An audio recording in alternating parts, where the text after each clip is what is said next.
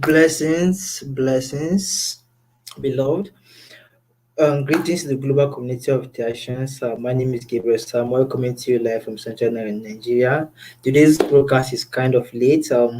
This because we have a light issue, but because I've decided to make it a habit to always come here live so that we can have a little understanding of what this amazing technology is, cryptocurrency.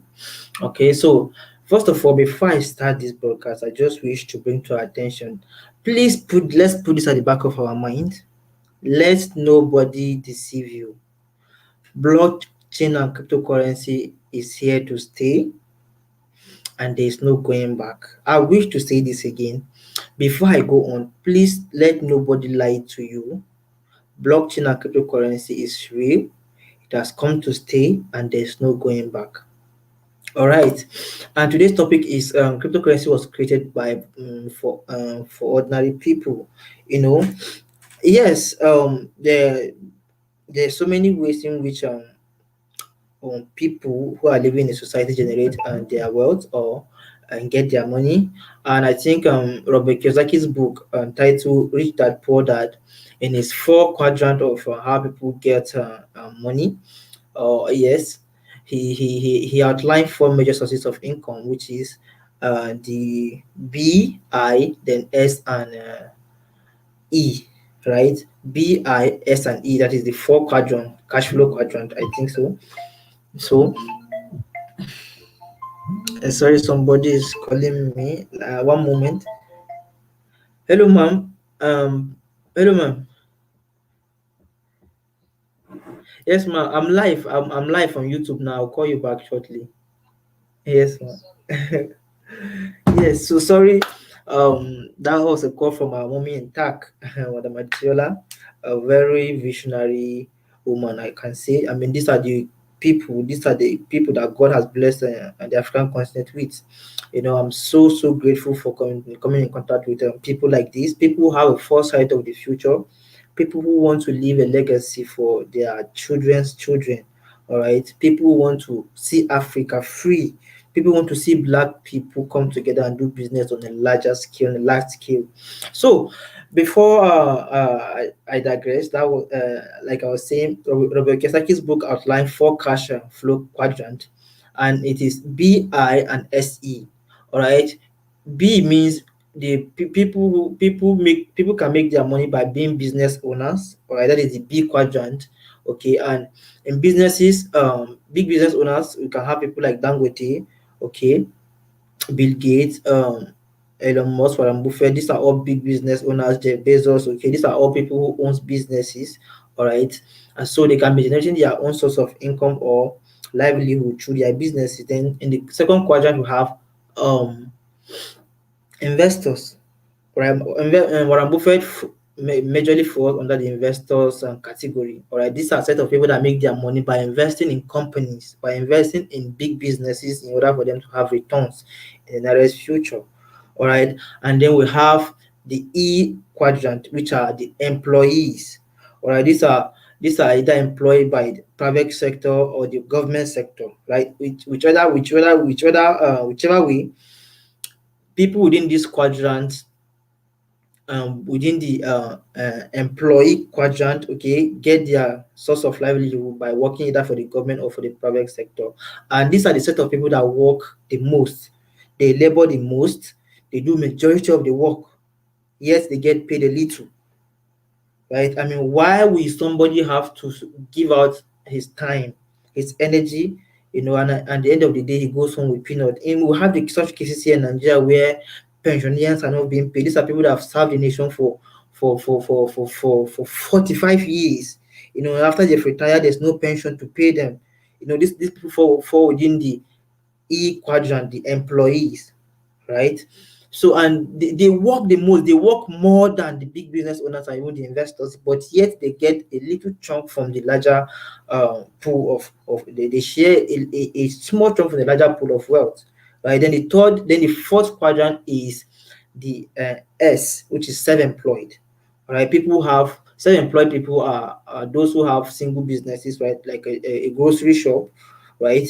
So they get their means of livelihood basically from their from the sales they make daily in their shops, or um and the case may be in Nigeria, we call it buka or kiosk, right? So this set of people and the self-employed, in the self-employed quadrant, all right, people who stay here, if they don't go to work in the day, they won't be able to eat, they won't be able to feed, all right.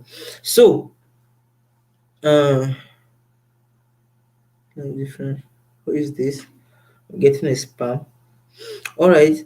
So many people, why there's so many poor people in the society right now is because we've been brainwashed, we've been conditioned to think like either employees, all right, or even self-employed people, right? But basically the poorest people fall under this segment of either self-employed or employees. All right. So before now, how do people how do people who are in the investment cycle, how do they make their money? They make their money by investing in the stock market, blah blah blah. Before now, ordinary person like me cannot invest in the stock market, in New York Stock Exchange, Nasdaq, or even London Stock Exchange. Somebody like me, I can't, because you need to have I think in the US they say you must have accredited certificate of investor, stuff like that. But before now, this the participation in creation of wealth was in the hands of a few people, all right. But with the advancement of cryptocurrency, with just your smartphone, you can make a sound decision and be on your you are simply on your way to creating wealth. I mean, and I used to tell people, your smartphone can either be an asset or a liability. So cryptocurrency is here, right? It's an asset that has come to stay, all right. Is more the usage of cryptocurrency is multi-dimensional. Crypto can function as money, it can function as stock, it can function as store of value, it can function as an investment. And that is why they say cryptocurrency is far, far more superior than anything we've ever seen.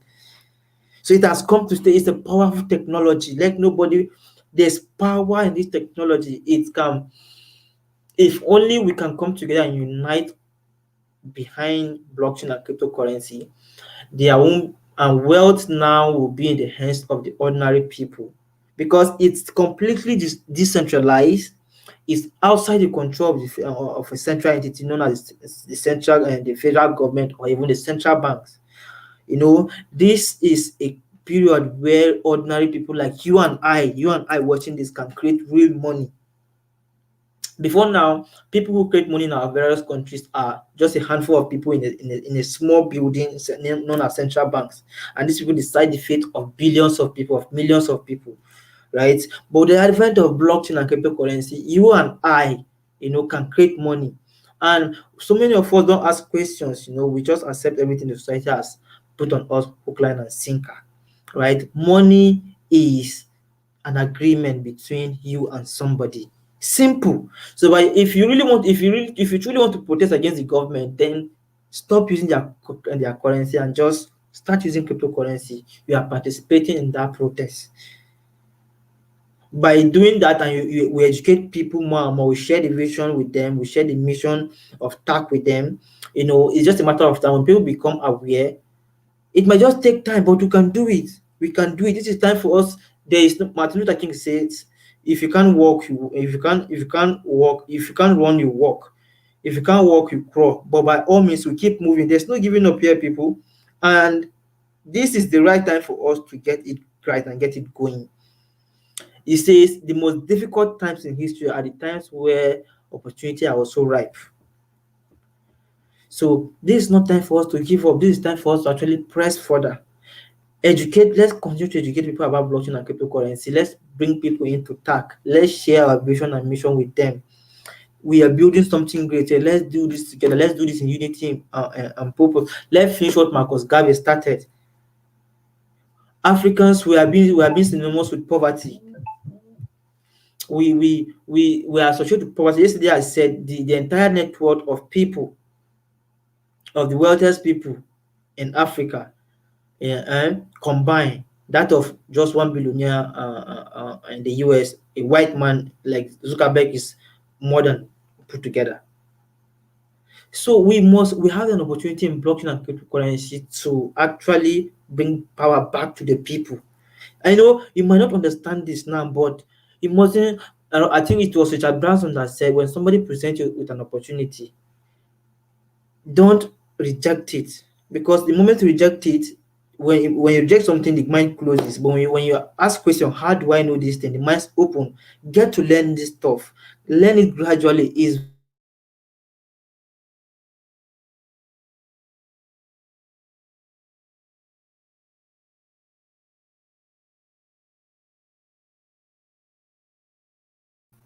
very important. Right? So I won't like to take much of our time. Okay. So get involved in cryptocurrency, get involved in TACC, the Abundance Community Coin. As you all know, our vision is to become the alternate financial solution, and our vision is to create a United States of Africa, between Africa and the Caribbean, because we have a lot of brothers and sisters in the Caribbean. I never knew I had brothers who are completely blacks in Antigua and Barbuda, in St. Martins, in and Bahamas. I never knew there were countries like this. I actually thought the only country in the Caribbean was Jamaica, and now I have to know that my brothers and sisters are there, and we need to do this together. This is time for us as Africans to unite and do for self, and we must remain committed, we must remain united. So thank you very much. See you tomorrow. Peace.